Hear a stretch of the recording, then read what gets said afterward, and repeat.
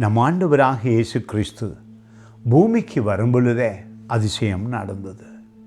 அவருடைய பிறப்பை போல எந்த ஒரு பிறப்பும் கிடையாது. அவர் பிறந்த அதிசயம் உங்களுக்கு தெரியும்.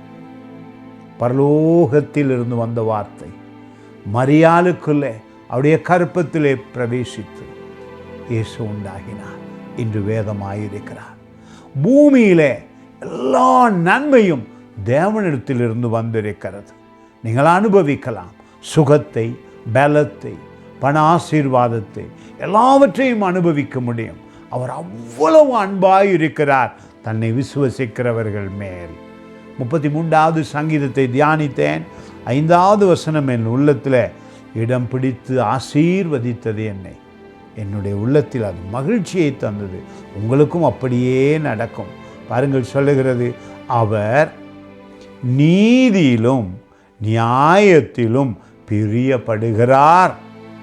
பூமி கர்த்தருடைய காருண்யத்தினால் நிறைந்திருக்கிறது.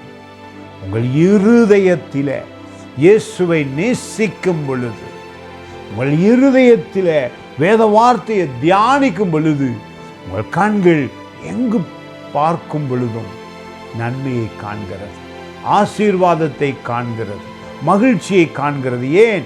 தேவன் படைத்த இந்த உலகத்திலே அவருடைய காருண்யம், அவருடைய நன்மை அதிகமாயிருக்கிறது.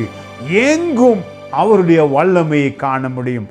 படைப்பை பார்க்கும் பொழுதே ஒரு மகிழ்ச்சியான, ஒரு அபிஷேகமான காரியத்தை பார்க்கிறோம். வானம் பூமி சகலமும் தேவன் உண்டாக்கினார் உங்களுக்காக. பூமி அவருடைய காருண்யத்தினால் நிறைந்திருக்கிறது. God bless you. Praise Garden Ministries, Norton Bridge, Sri Lanka.